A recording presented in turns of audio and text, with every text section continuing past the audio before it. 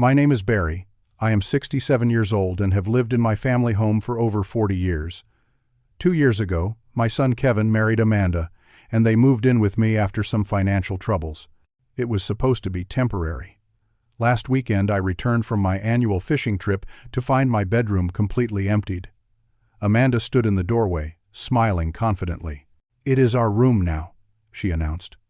I simply nodded and walked away quietly, but she had no idea what I was planning. Where are you watching from today? Hit that like and subscribe button if you have ever had to deal with entitled family members who cross the line.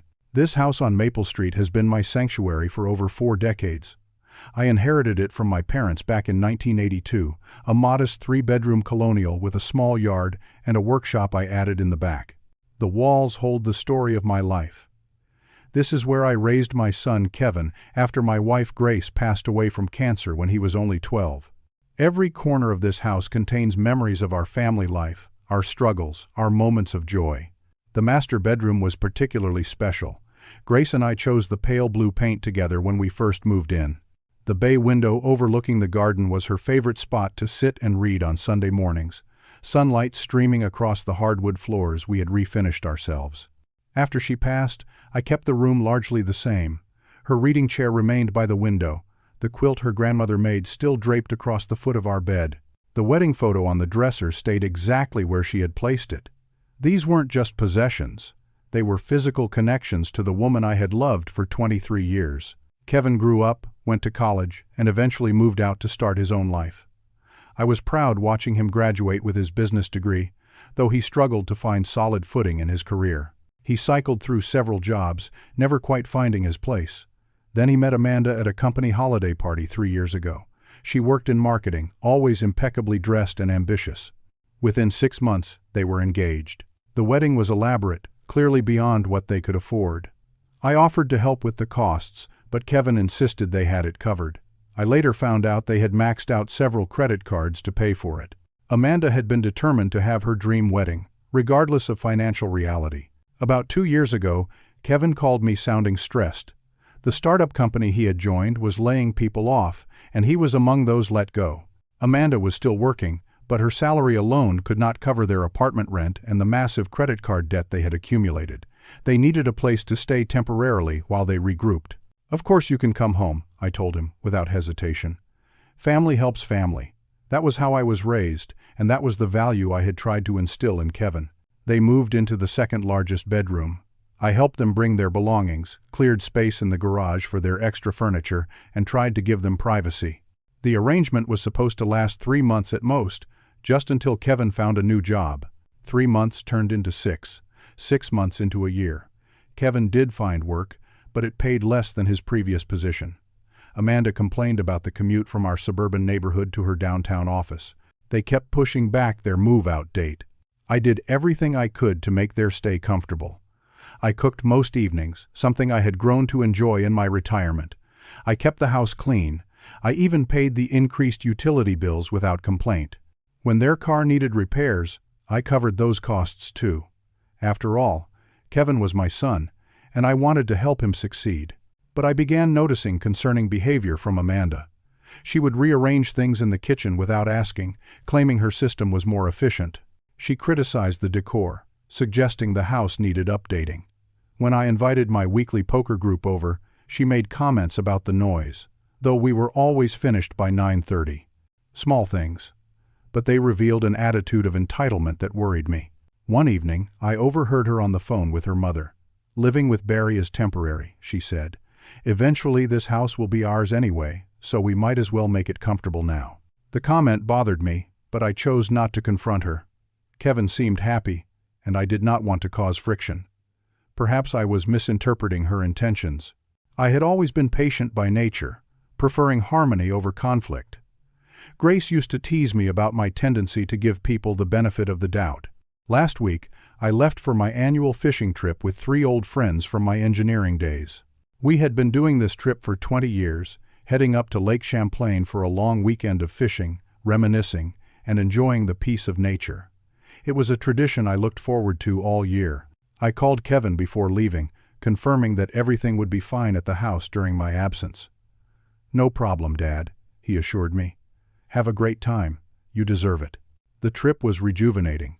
Jack, Pete, and Tom were good company, and the fishing was excellent. I caught a smallmouth bass that had us all impressed.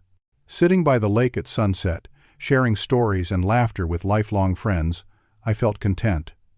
Driving home Sunday afternoon, I was in high spirits, looking forward to sharing the fishing tales with Kevin. In the weeks before my trip, I had noticed Amanda making more comments about the bedrooms. "The master has so much more space," she would say. "It seems wasted with just one person." Or, "This bedroom makes Kevin's allergies worse because it faces the backyard trees." I dismissed these comments as casual observations. How wrong I was. I arrived home Sunday evening around 6:30, my fishing gear in tow, feeling refreshed from the weekend away. The moment I stepped through the front door, something felt different. The air felt charged somehow, as if the house itself was holding its breath. The living room looked the same, though I noticed a new decorative vase on the coffee table that I did not recognize. "Kevin? Amanda?" "I am home," I called out, setting my tackle box and cooler in the entryway. No response came, but I heard movement upstairs. I hung my jacket in the closet and made my way up the familiar staircase, my hand sliding along the banister that needed a fresh coat of varnish. The upstairs hallway light was on, and I noticed immediately that my bedroom door was wide open. Odd, since I always closed it when leaving the house. I walked toward the open door and stopped dead in my tracks. My bedroom, my private sanctuary for 40 years, was completely transformed. My furniture was gone. The queen-sized bed that Grace and I had shared had been replaced by a larger king-sized bed with an elaborate tufted headboard. The walls, once soft blue, now displayed a fresh coat of light gray paint.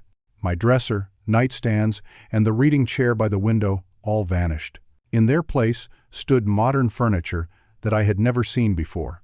For a moment, I wondered if I had somehow entered the wrong house, or was experiencing some sort of bizarre dream. I stood frozen in the doorway, trying to process what I was seeing. The room had been completely emptied of my belongings and redecorated. Even the curtains had been changed from the soft floral pattern Grace had loved to stark white panels. "Oh, Barry, you are home?" Amanda appeared in the hallway behind me, wearing casual clothes and a satisfied smile. Her blonde hair was pulled back in a ponytail, and she looked completely at ease, as if nothing unusual had happened. What happened to my room?" I managed to ask, my voice hardly above a whisper. "We decided to make a change while you were gone," Amanda replied cheerfully. "Surprise! Kevin and I moved into the master bedroom. It just makes more sense for the two of us to have the larger room, does not it?" I stood speechless, trying to comprehend the audacity of what they had done. "Where are my things?" I finally asked. "We moved everything into the guest room," she said with a dismissive wave toward the smallest bedroom at the end of the hall. "Kevin organized it all. It is so much more appropriate for your needs. A single person does not need all this space." She gestured around what had been my bedroom with a sweeping motion. "You did this without asking me?" I could feel my heart pounding in my chest, a mixture of shock and anger rising within me. "We knew you would be reasonable about it," Amanda replied, her tone suddenly cooler. "This is our home too now, and we need to make it work for our future. The master bedroom should go to the primary family unit." She emphasized the words as if reciting from some rule book. "It is our room now." "Where is Kevin?"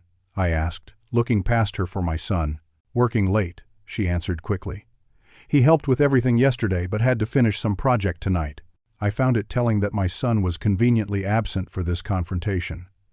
Had he been too ashamed to face me, or had Amanda deliberately planned this conversation without him present? I looked again at the transformed room. On what had been my wall now hung a large, abstract canvas in colors that Grace would have hated. The hardwood floor where her reading chair had stood was now covered by a trendy area rug. There was no trace of my life, our life, in this space anymore.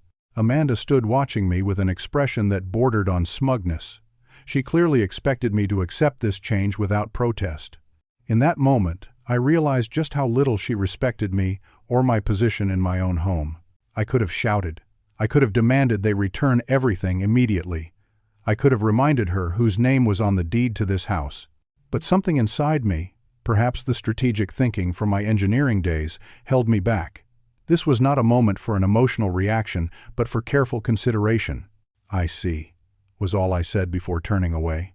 "The guest room is all set up for you," Amanda called after me, sounding slightly uncertain at my muted response.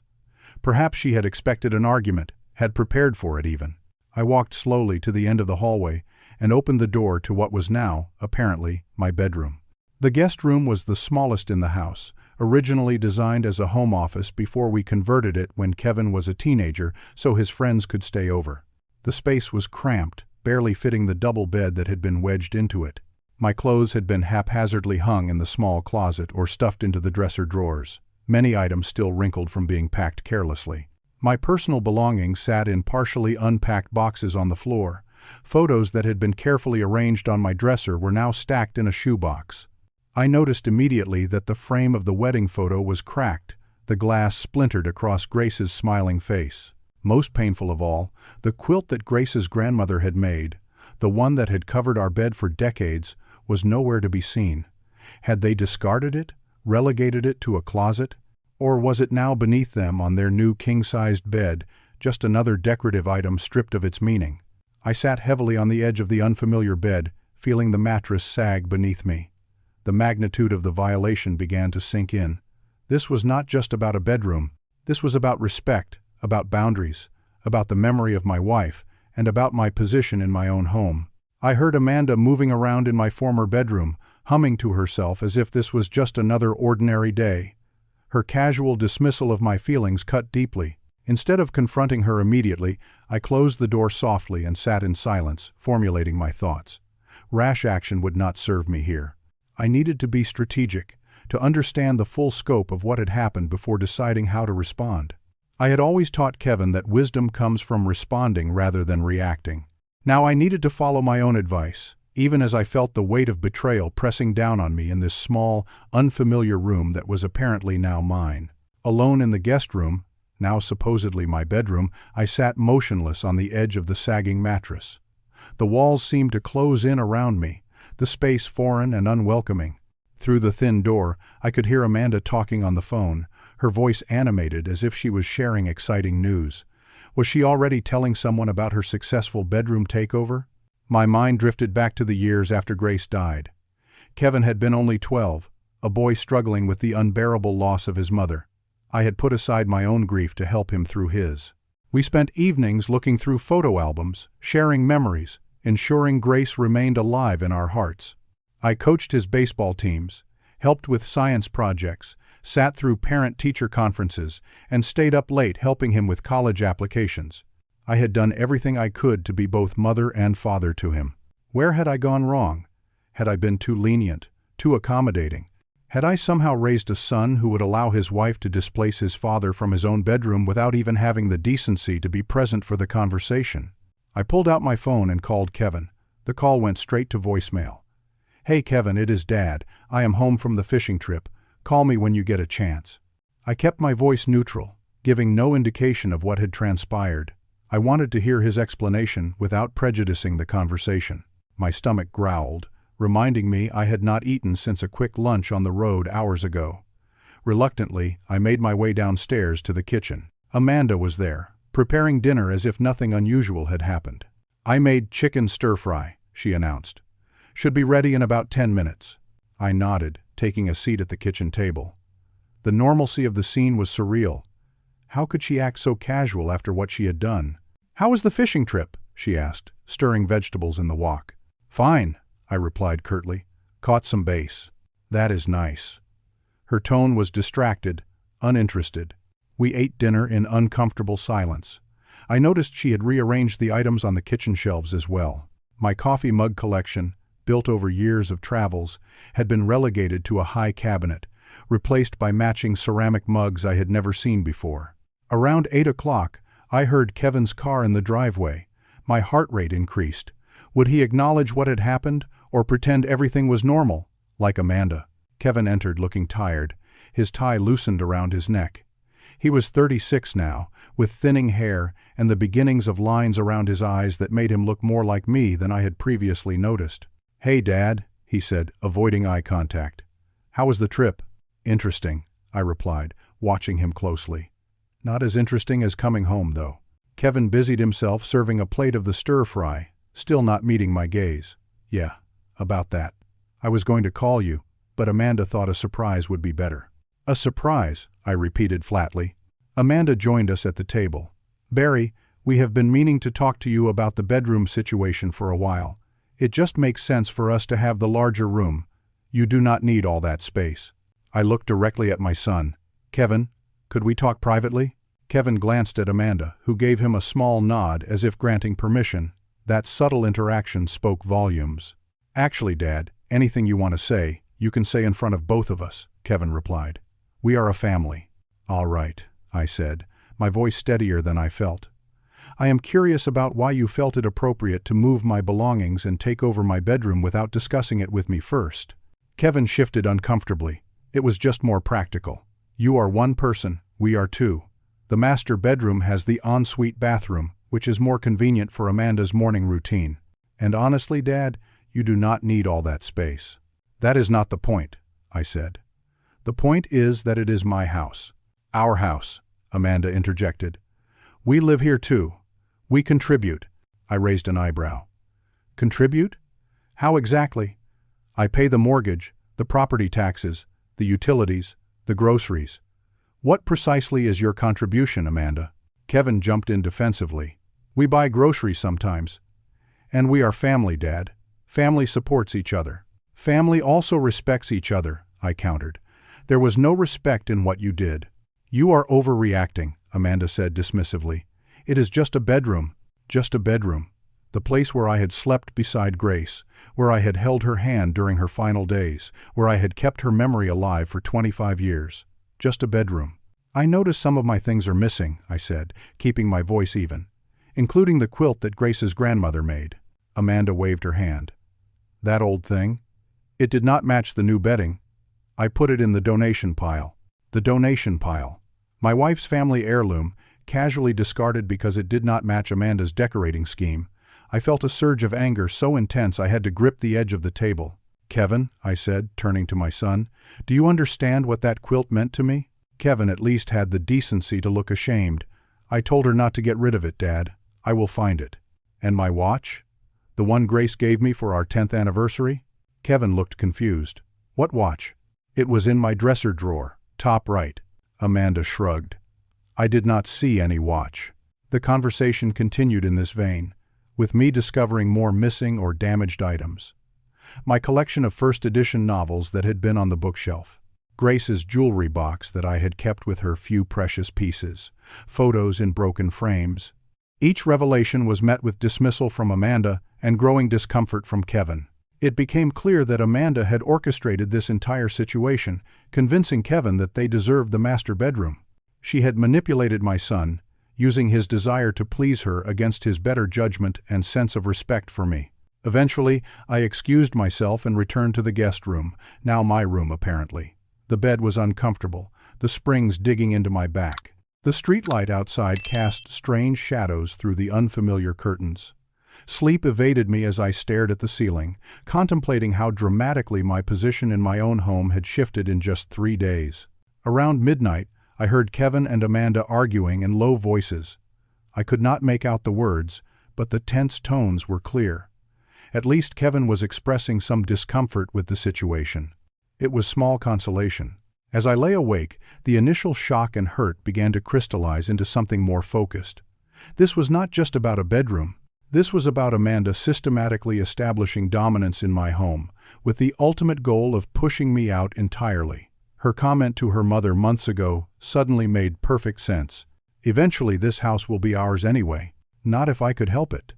I had been passive too long, allowing small boundary violations to accumulate until they culminated in this outrageous action.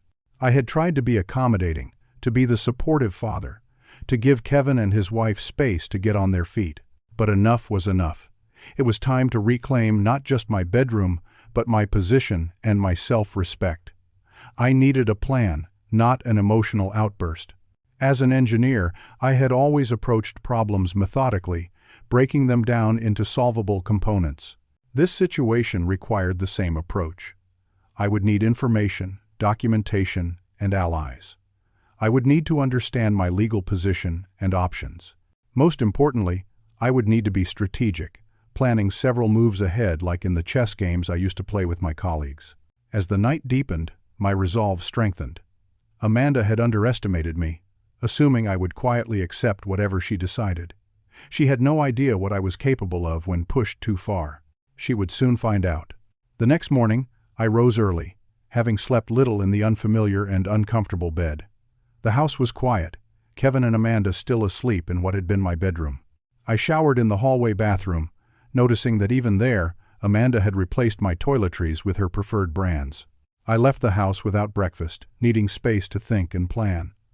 I drove to Jack's house, arriving just as he was setting up for his morning coffee on the porch. Jack had been my closest friend since college, a retired attorney who had specialized in property law. "Barry, back from the fishing trip and already visiting?" "Must be important," Jack said, gesturing to the chair beside him. "You have no idea," I replied, settling into the Adirondack chair. "I need some advice." Over the next hour, I detailed the bedroom takeover and the broader pattern of Amanda's behavior. Jack listened intently, his expression darkening as I spoke. "That is outrageous," he said when I finished. "Legally speaking, you are on solid ground here. The house is solely in your name, correct?" "Yes. I inherited it from my parents and Grace and I paid off the mortgage before she passed." "Have Kevin and Amanda contributed financially to the mortgage or property taxes?" "No. I have covered all housing expenses." Jack nodded. "Do you have any written agreement about their stay?" "No, it was supposed to be temporary, 3 months at most." "So they are essentially guests in your home, not tenants with rights," Jack mused. "This gives you significant legal leverage." We spent the morning discussing options, from formal eviction notices to more diplomatic approaches. Jack offered to draft some legal documents that would clarify the situation if needed. "But Barry," Jack cautioned, "remember that how you handle this will impact your relationship with Kevin long term. Legal action should be a last resort." "I understand," I said. "I just need to know my options." As I was leaving, Jack mentioned something else. "You know, Lisa from the neighborhood association mentioned seeing strangers coming and going from your house while you were away. Not just this weekend, but other times you have been out. Might be worth looking into." This new information troubled me. What exactly had been happening in my home during my absences? My next stop was the local coffee shop where I knew Margaret, my neighbor from across the street, would be having her late morning cappuccino. Margaret was retired like me, and her living room window provided an excellent view of my driveway. "Barry," she greeted me warmly. "How was the fishing?" "Productive," I replied, joining her. "Margaret, I wonder if you have noticed anything unusual at my house recently, particularly when I am away?" Margaret's expression turned knowing. "You mean besides the parties?" "Parties?" This was news to me. "Oh yes. When you go to your woodworking class on Thursdays, there are usually 3 or 4 extra cars in your driveway. Young people. They stay until quite late." "And this past weekend?" Margaret nodded. "Friday night was quite the gathering. At least a dozen people, music playing until past midnight." I thanked Margaret for the information, my concern growing. Amanda had been hosting parties in my home without my knowledge or permission. This explained the occasional missing bottles from my liquor cabinet that I had attributed to my failing memory. My next destination was Riverside Apartments, a complex about 15 minutes from my house. I had seen their now leasing sign for months during my drives around town. It was time to understand what housing options were available to me, if it came to that. The leasing agent, a young woman named Taylor, showed me a 1-bedroom unit. It was clean and modern, though smaller than I was used to. The rent was reasonable, within my retirement budget. "We can offer a 6-month lease to start," Taylor explained. "The unit would be available next week."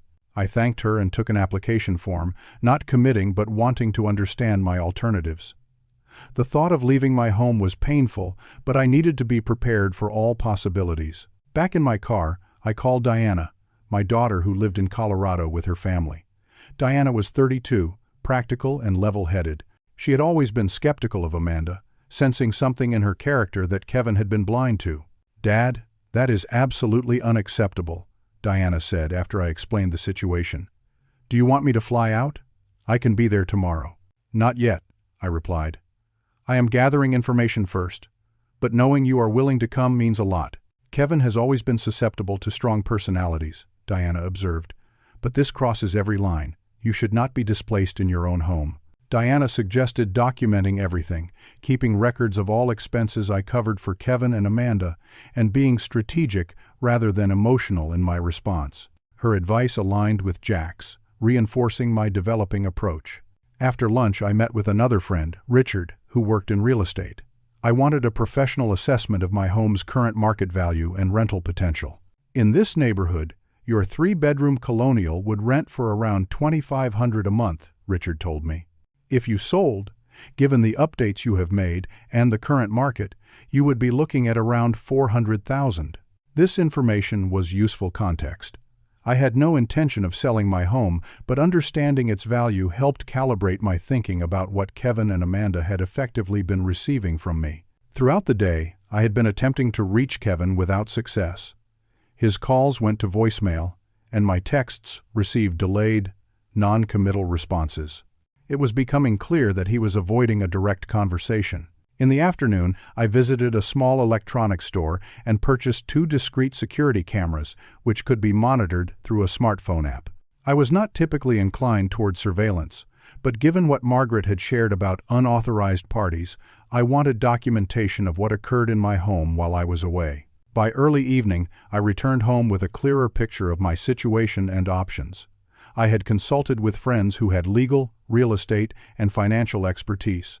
I had investigated housing alternatives. I had learned about activities occurring in my home without my knowledge. Most importantly, I had begun to shift from a reactive stance to a proactive one. Amanda was in the kitchen when I arrived, preparing dinner as if nothing was amiss. Kevin was still absent. "Where have you been all day?" Amanda asked, her tone suggesting I should have informed her of my whereabouts. "Out," I replied simply. "Is Kevin joining us for dinner?" "He is working late again," she said. "Just you and me tonight." I nodded, retreating to the guest room to organize my thoughts and review the notes I had taken throughout the day. I pulled out a legal pad and began documenting every household expense I had covered since Kevin and Amanda moved in, from utilities to groceries to car repairs. The total was substantial, far more than they would have paid in rent elsewhere. Next, I created a timeline of boundary violations, starting with small incidents and culminating in the bedroom takeover. Seeing it all listed chronologically revealed a clear pattern of escalating entitlement. I also drafted a formal letter, with Jack's guidance, outlining my expectations moving forward. It stopped short of an eviction notice, but made clear that the current situation was unacceptable and would need to change. While Amanda watched television downstairs, I discreetly installed 1 security camera in the living room, angled to capture the front entryway and main gathering space, and another in the kitchen overlooking the back door. Both were small and blended with the decor, unlikely to be noticed.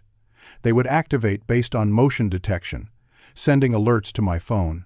By the time I finished, it was past 9 o'clock, and Kevin had still not returned home. I sent him a final text, "We need to talk tomorrow. Important." His reply came quickly this time, "Okay." That night, I again struggled to sleep in the uncomfortable guest room bed. The mattress was thin, the room stuffy despite the open window. But discomfort aside, I felt more in control than I had the previous night. I had a growing understanding of my options and the beginnings of a plan. Amanda had made a critical mistake in underestimating me. She saw only an aging father, easily manipulated and pushed aside. She did not see the engineer who had managed complex projects with multiple stakeholders, the problem solver who had built a successful career through methodical analysis and strategic thinking. She did not see the man who had raised 2 children alone after losing his wife, developing resilience through grief and solitude. Most importantly, she did not understand that while I valued family harmony, I also valued justice, and what she had done was profoundly unjust. It was time to restore proper order to my home, using all the resources and wisdom I had accumulated in 67 years of life. Tomorrow would bring the next phase of my plan. I was ready. The week following the bedroom takeover brought increasing tensions in the house.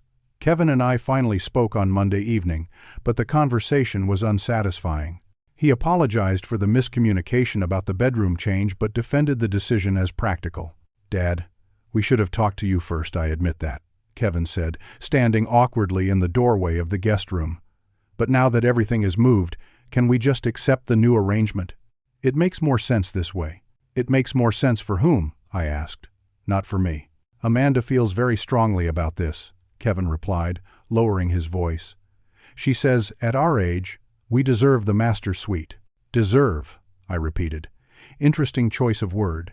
What exactly have you done to deserve taking over my bedroom without permission? Kevin had no good answer, and our conversation ended with nothing resolved. It was increasingly clear that he was caught between his wife's demands and his sense of what was right. Unfortunately, Amanda's influence was winning. On Tuesday, I returned from grocery shopping to find Amanda redecorating the living room. She had removed family photos from the mantel, including several of Grace, replacing them with abstract artwork and decorative objects. What happened to the family photos? I asked, setting down the grocery bags. They were outdated and cluttering the space, Amanda replied casually. I put them in boxes in the basement. This looks much more modern, does not it? I said nothing, but later retrieved the photos from where they had been carelessly tossed into a dusty corner. The casual disregard for my family history and memories was yet another confirmation that action was necessary. Wednesday brought an even more troubling development. While Amanda was out, I received a call from my bank. Mr. Williams, we wanted to verify the change of address request for your statements, the representative said. I did not request any change, I replied, alarmed. We received a form yesterday, changing your mailing address to a P.O. box, the representative explained. I thanked her for calling and immediately placed a security freeze on my accounts. Someone, almost certainly Amanda, had attempted to redirect my financial information. This crossed a line from inconsiderate to potentially criminal. That evening, I overheard Amanda on the phone in the kitchen, speaking in hushed tones. I would not normally eavesdrop, but given recent events, I made an exception, pausing in the hallway outside. The old man is being more difficult than I expected, she was saying. But do not worry, I have it handled.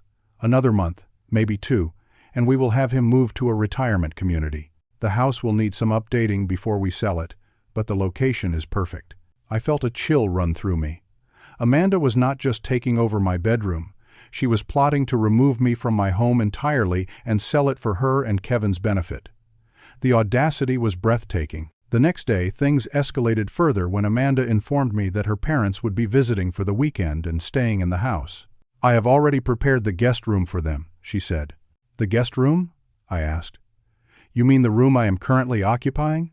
Well, yes, she replied, as if it was obvious. You can sleep on the pull-out couch in the den for 2 nights. It is not a big deal. This was the final straw. Not only had I been displaced from my bedroom, but now I was expected to give up my current room as well, relegated to a lumpy sofa bed in what had once been my home office. No, I said simply, that will not work for me. Amanda's expression hardened. My parents are coming, Barry. They need somewhere to sleep. Then they can take the pull-out couch, or you can put them up in a hotel, I replied. I will not be displaced again. This is ridiculous, Amanda snapped. Kevin will talk some sense into you. But Kevin, when consulted, seemed uncomfortable with his wife's demand. Maybe we should look into a hotel for your parents, he suggested tentatively. Dad has already given up his room for us. Amanda stormed off, clearly furious that her husband had not backed her completely. I noticed a subtle shift in Kevin's attitude, a small crack in Amanda's influence. He was beginning to recognize the unreasonableness of her demands. Friday morning, I finalized my plan. I made 2 important phone calls and then drove to Jack's house to collect the legal documents he had prepared for me. Diana had also confirmed she would arrive Saturday evening, providing moral support for what was to come. Are you sure about this approach? Jack asked as he handed me the folder. It is decisive, certainly, but potentially relationship-altering. The relationship has already been altered, I replied. Not by me, but by Amanda's actions. I am simply responding appropriately. That evening, Amanda announced that her parents would be arriving the next morning. I expect you to be welcoming and accommodating, she told me, her tone leaving no room for discussion. I will be exactly as welcoming as the situation warrants, I replied. Saturday morning brought the arrival of Amanda's parents, Harold and Judith. They were polite but distant, clearly having heard Amanda's version of events. Harold made several comments about seniors needing to downsize and knowing when to let the younger generation take over. Judith repeatedly mentioned lovely retirement communities in the area. The tension in the house was palpable. Kevin seemed increasingly uncomfortable, caught between his wife and her parents on one side and me on the other. At one point, I caught him looking at old family photos I had placed prominently on the coffee table, a wistful expression on his face. That evening, Amanda hosted a dinner for her parents, cooking an elaborate meal in my kitchen while acting as if she was the lady of the house. I participated minimally, observing the dynamics and waiting for the right moment. After dinner, as we sat in the living room with coffee, Amanda made her move. "Barry, we have been thinking," she began, gesturing to include her parents and Kevin in this "we." "It might be time for you to consider alternatives to this big house. It is a lot for one person to maintain." "Is it?" I asked mildly. "I have managed for decades." "But you are getting older," Judith chimed in. "Stairs can become dangerous. And the equity in this house could set you up nicely in a senior living community," Harold added. "Much more appropriate for someone your age." I looked at Kevin, who was staring at his coffee cup, unwilling to meet my eyes. His silence spoke volumes. "I appreciate your concern," I said calmly, "but I have no intention of leaving my home." "That is short-sighted," Amanda replied, her tone condescending. "Kevin and I need to start our family, and we need the space. It is the natural progression of things." I set down my coffee cup and looked directly at Amanda. "Is that what this is about? The natural progression of things?" "Of course," she said confidently. "It is time to accept reality, Barry." "Reality," I repeated. "Let me tell you about reality, Amanda. The reality is that this house belongs to me. The reality is that you are guests here, not owners or even tenants. The reality is that your behavior has crossed every reasonable boundary of respect and decency." Amanda's expression shifted from confidence to wariness. "What are you talking about?" "I am talking about taking over my bedroom without permission, about throwing away family heirlooms, about hosting parties in my home while I am away, about attempting to change my bank statements to a P.O. box." Kevin's head snapped up at the last accusation. "What? Amanda, did you do that?" Amanda's face flushed. "Of course not. Barry is being paranoid." "The bank called me," I said simply. "They have the paperwork that was submitted." Kevin looked troubled, glancing between his wife and me. "This is ridiculous," Amanda declared, standing up. "We are not going to sit here and be accused of things. Come on, Kevin, let us go upstairs." Kevin hesitated but eventually followed his wife. Amanda's parents made awkward excuses and retreated to the guest room, leaving me alone in the living room. The confrontation had begun, but it was not yet complete. The final act would come tomorrow. That night, I slept soundly for the first time in days, confident in my plan and its imminent execution. Just before midnight, I heard Kevin and Amanda arguing in low, intense voices behind their bedroom door. The balance was shifting. Morning came with a tense breakfast, everyone moving carefully around each other. Amanda's parents announced they would be leaving earlier than planned, citing a non-specific appointment. The atmosphere in the house was charged with unresolved conflict. As evening approached, I received a text from Diana that she had landed and was on her way from the airport. Everything was in place. It was time. At precisely 8:30, the doorbell rang. Amanda, who had been watching television while Kevin worked on his laptop, looked up in surprise. "Are you expecting someone?" she asked me. "Yes," I replied calmly. "I am." The knock that followed was firm and official. Amanda rose to answer it, confident in her position as the self-declared lady of the house. What she found on the doorstep would change everything. Amanda opened the front door to find 3 figures standing on the porch. Sheriff Deputy Wilson, a uniformed officer I had known for years through community events. Jack, my attorney friend, holding a leather portfolio. And Diana, my daughter, her expression determined and protective. "Can I help you?" Amanda asked, her voice uncertain. "Amanda Taylor?" the deputy asked formally. "Yes," she replied, visibly confused. "I am here to serve you with these documents," he said, handing her an official envelope, "and to supervise the proceedings as requested by the homeowner." "What documents? What proceedings?" Amanda's voice rose in pitch as Kevin appeared behind her. "Dad, what is going on?" Kevin asked, looking between me and the visitors. I stood from my chair. "Come in, please," I said to the group at the door. They entered the living room as Amanda tore open the envelope, her hands shaking slightly. "This is ridiculous," she spluttered as she scanned the papers. "An eviction notice? You cannot evict us. This is our home too." Actually, He can, Jack said calmly. As the sole owner of the property, with no rental agreement in place and no financial contribution from you toward the mortgage or property taxes, Mr. Williams has every legal right to terminate your stay with proper notice, which he is providing. Kevin! Amanda turned to my son, her face flushed with anger. Did you know about this? Kevin looked as shocked as she was. Dad, you are evicting us? Your own son? I am establishing boundaries, I replied evenly. Something that should have happened long ago. The deputy cleared his throat. Mr. Williams has requested official presence during this conversation due to concerns about potential property damage or confrontation. I am here in an observational capacity only. This is insane, Amanda declared, throwing the papers onto the coffee table. We live here. You cannot just throw us out. The notice gives you 48 hours to vacate the premises, Jack explained professionally. This is actually generous, as Mr. Williams could legally change the locks immediately given the circumstances. What circumstances? Kevin asked, clearly struggling to process what was happening.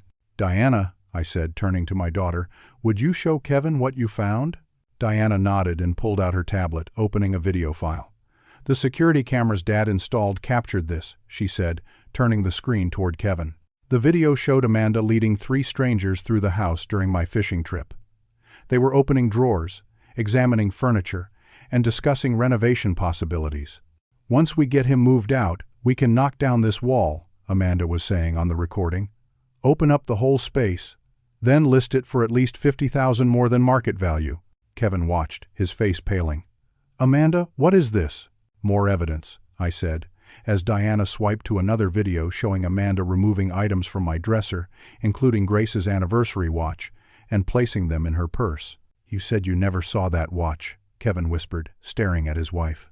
It is just an old watch, Amanda replied defensively. He has too much junk anyway. And this, I continued, removing a document from my pocket. A form submitted to my bank, attempting to redirect my financial statements to a P.O. box. Care to explain that, Amanda? I was just trying to organize things, she said quickly, for all our benefit. By stealing my watch? By planning to sell my house out from under me? My voice remained calm, but firm.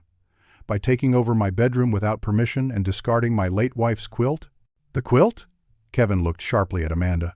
You told me you put it in storage. It was old and ugly, Amanda snapped. This house needed updating years ago. I was doing everyone a favor.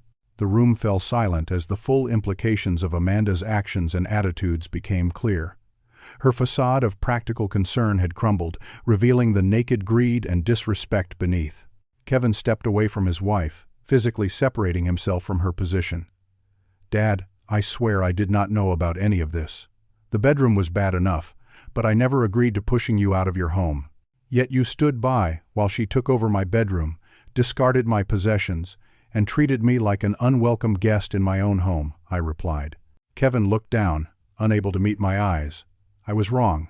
I should have stood up to her. Amanda's demeanor suddenly shifted, tears filling her eyes. Kevin, baby, you cannot believe this. Your father is manipulating you, turning you against me. I was only trying to make our lives better. By stealing from him? By planning to sell his house? Kevin shook his head. That is not making things better. That is taking advantage. Amanda turned to me, her expression hardening. You planned this whole thing, did not you? Set me up to look bad. You did that entirely on your own, Diana interjected.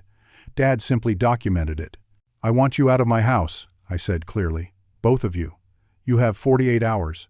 You cannot do this, Amanda insisted, turning to the deputy. We have rights. As I said, the deputy responded professionally. Mr. Williams is the legal owner. You have established no tenancy rights. The 48-hour period is a courtesy. Kevin, Amanda pleaded, tell them we are not leaving. Kevin looked torn, glancing between his wife and me. Amanda, we need to go. This is my dad's house. We were wrong to take advantage of his generosity. So you are choosing him over me? Amanda's voice rose to a near shriek. I am choosing what is right, Kevin replied quietly. Amanda screamed then, a sound of pure frustration and thwarted entitlement. She grabbed a decorative vase from the coffee table and hurled it against the wall, where it shattered. That is enough, the deputy said firmly, stepping forward. Ma'am, you need to calm down or I will have to intervene officially. Amanda stormed upstairs, still screaming about ingratitude and betrayal. The sound of items being thrown echoed through the house. Kevin turned to me, his expression anguished. "Dad, I am so sorry. I had no idea she was planning all this.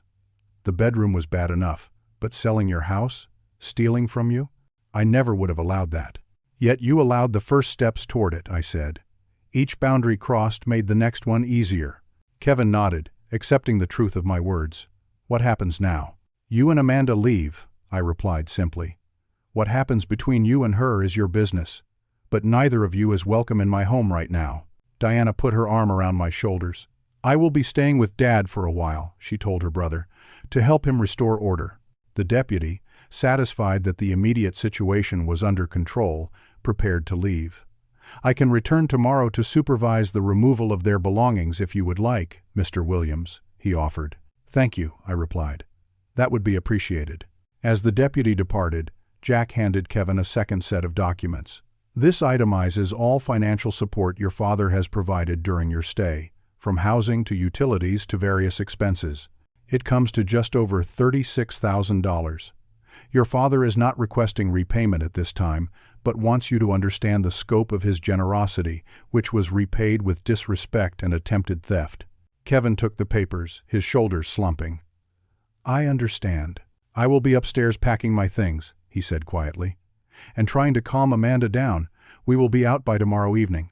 After Kevin went upstairs, Diana hugged me tightly. "You did the right thing, Dad. It had to be done." "It did," I agreed, though the necessity did not diminish the pain. No father wants to evict his own son, regardless of the circumstances. That night, I slept at a nearby hotel, while Diana stayed in the house to ensure no further damage occurred.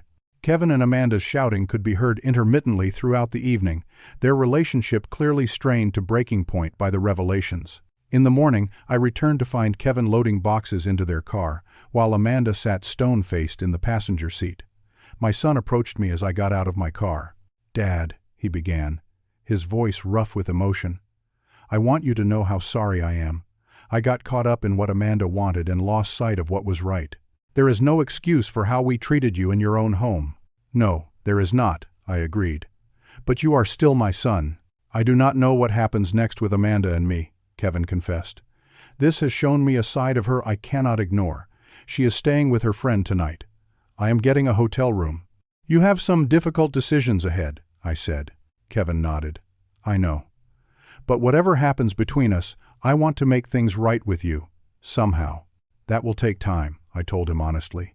"Trust, once broken, is not easily restored." "I understand," he said. "I will call you in a few days, if that is okay?" "It is," I replied. As Kevin returned to loading their car, Diana joined me on the porch. "Well, that was quite a homecoming," she said wryly. I put my arm around my daughter's shoulders. "Thank you for coming. I could not have done this alone." "Of course you could have," she replied confidently. "But you should not have had to." Together, we watched as Kevin and Amanda drove away, their car loaded with hastily packed belongings. The house already felt lighter somehow, as if a dark cloud had lifted. "Let us go reclaim your bedroom," Diana suggested. I nodded, ready to begin restoring order to my home and my life. 1 week later, I woke up in my own bedroom once again. Diana had helped me move everything back, arranging the furniture just as I had always had it. The walls had been repainted in the soft blue that Grace had chosen decades ago. The reading chair was back in its place by the window, though the view outside had changed with the seasons over the years. Most precious of all, Grace's quilt was back on the bed. Diana had found it stuffed in a garbage bag in the garage, saved from the donation pile by Kevin's intervention. It needed gentle cleaning, but was otherwise intact, its pattern of interlocking stars as beautiful as ever. The house was quiet now, peaceful in a way it had not been for months. Diana had stayed for 5 days, helping restore order and keeping me company as I processed the painful events. She had returned to Colorado yesterday, extracting a promise that I would visit for Thanksgiving. Kevin and Amanda had gone their separate ways, at least temporarily. Kevin had called twice, his voice subdued and reflective. He was staying in an extended-stay hotel while figuring out his next steps. Amanda had moved in with a friend and was, according to Kevin, still furious and unrepentant, blaming everyone but herself for the situation. She keeps saying we deserved the master bedroom, that you were being selfish, Kevin had told me during our last call. She does not see anything wrong with what she did. Some people never acknowledge their own wrongdoing, I had replied. It is easier to blame others than to accept responsibility. The morning was bright and clear as I made coffee in my kitchen, which had also been returned to its previous state. The matching ceramic mugs Amanda had purchased were gone, my collection of travel mugs back in their rightful place. Family photos once again adorned the walls and mantel. The doorbell rang just as I was pouring my second cup. Opening the door, I found Kevin standing on the porch, looking tired but somehow more mature than he had just days ago. "Dad," he said hesitantly, "I was hoping we could talk." I gestured him inside, and we sat at the kitchen table, cups of coffee between us like a small neutral zone in contested territory. "How are you?" I asked. "Honestly, struggling," Kevin admitted. "Amanda and I are officially separated. After everything came to light, I just could not look at her the same way. Her willingness to deceive and take advantage of you revealed character traits I cannot ignore." I nodded, allowing him to continue. "I have been doing a lot of thinking," Kevin went on, "about how I ended up in this situation, how I allowed myself to be manipulated into treating my own father so poorly. I think I was so afraid of losing Amanda's approval that I compromised my own values. That happens in relationships sometimes," I said. "We lose our center trying to please someone else." "It is no excuse," Kevin insisted. "I should have stood up to her when she first suggested taking your bedroom. That was the moment I should have drawn the line. Instead, I convinced myself it was reasonable, that you would understand. I prioritized her happiness over your basic dignity in your own home." We sat in silence for a moment, the weight of his words settling between us. "I have something for you," Kevin said finally, reaching into his pocket and pulling out a small box. I found it in Amanda's jewelry box when I was collecting my things. Inside was Grace's anniversary watch, the gold band slightly tarnished but otherwise undamaged. The inscription was still clear. "To Barry, all my love for all my time, Grace." "She told me she never saw it," I said quietly, running my finger over the inscription. "She lied about a lot of things," Kevin replied. "I am beginning to see that now."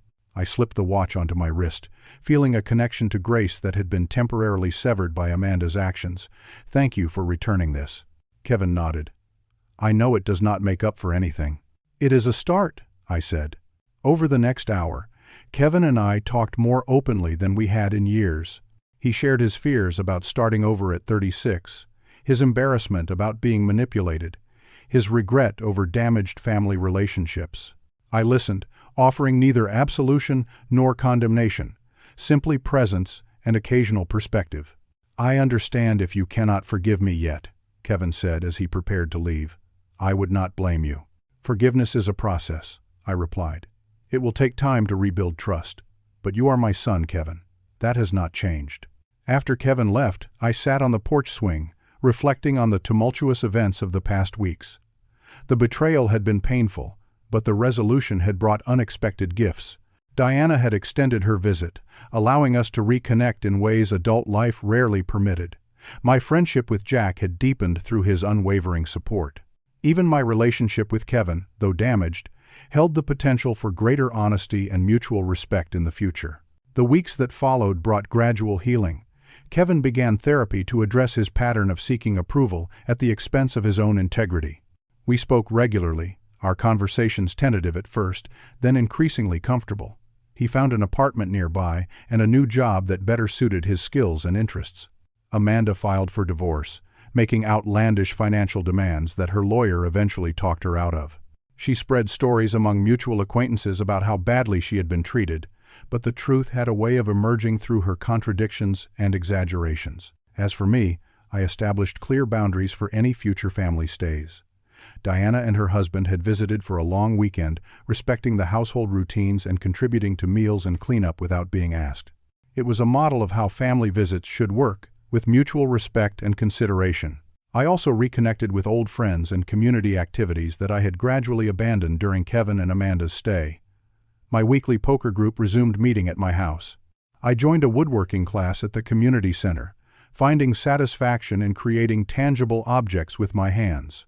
Most importantly, I reclaimed my sense of dignity and agency in my own life. The bedroom incident, painful as it was, had forced me to recognize how I had allowed others to diminish my position and disrespect my boundaries. Never again would I confuse generosity with submission or family support with self-erasure. One evening, about 3 months after the confrontation, Kevin joined me for dinner at the house. As we sat on the porch afterward, watching the sunset paint the sky in shades of amber and rose, he asked a question that revealed how far he had come in his own journey. "Dad, looking back, what do you think I should have learned earlier that would have prevented all this?" I considered his question carefully. I think the most important lesson is that healthy boundaries are not barriers to love, but expressions of it. When we allow others to cross our boundaries, we devalue ourselves and teach them to disrespect us.